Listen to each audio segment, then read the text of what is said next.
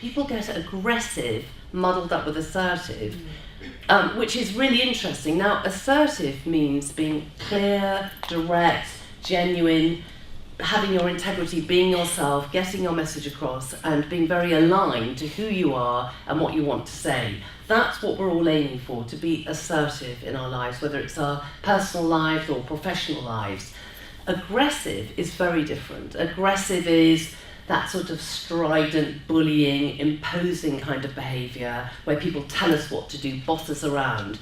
Now, interestingly, although I'm extrovert, probably by personality, I definitely fall into the trap, or did, and I hope I've spent many years working on this, of being a bit of a victim. So I would be naturally drawn to quite bossy people bossing me around. I would find work situations really difficult because all I ever wanted to do was to please everybody. And if you're a natural people pleaser, the merit of being a pleaser is that you're usually a sensitive, conscious person who wants to help other people. And that's really, really positive. But it can tip into being a victim, where you actually don't know where you end and somebody else starts. I hope this is sort of making sense. So you don't know when to say no. In fact, a lot of people, in my experience, don't know how to say no. It's so natural for us to go, yes, I'll do it, I'll sign up for it. So a passive person can actually become passive-aggressive, because every time we say yes when really we want to say no, it's stockpiling some real resentment, and it's not healthy. And I don't know, I'm sure people in the room have had experiences of going into a room, there's the most terrible atmosphere, and the so-called lovely, quiet person isn't really saying anything, but you can feel that they're seething. And I've certainly been in situations like that, and I'm sure over the years there have been moments where I couldn't speak up and find my voice, and I did the same. Let me give you a little analogy.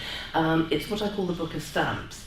Every time any of us say yes when really we want to say no, it's a little stamp of resentment goes into our book, and it starts to build up. And it could be to your friends, you know, will you do this? Yeah, of course I'll do it. You know, you're the party organizer, you're really good at this, will you have a go at that? Yeah, I'll do it. You know, and eventually, you know, in my experience, I'd be left feeling like, God, why can't somebody else do it? You know, why do people always ask me? Because I simply didn't know how to say no, and people came to expect that from me. And so all these little stamps of resentment are building up, and they become really toxic. And then what actually happens, and I've certainly been through this myself, and I've worked with other people who've had the same experiences, is that the final stamp goes in the book and people lose it. So the suddenly reasonable or quiet, lovely person, you know, completely loses it, either loses their temper or weeps, but then everybody goes, well, I only asked you to move the bin over there, you know, how could you overreact like that? But what's happened is your book of stamps has become full. That last stamp has gone in the book, and final straw.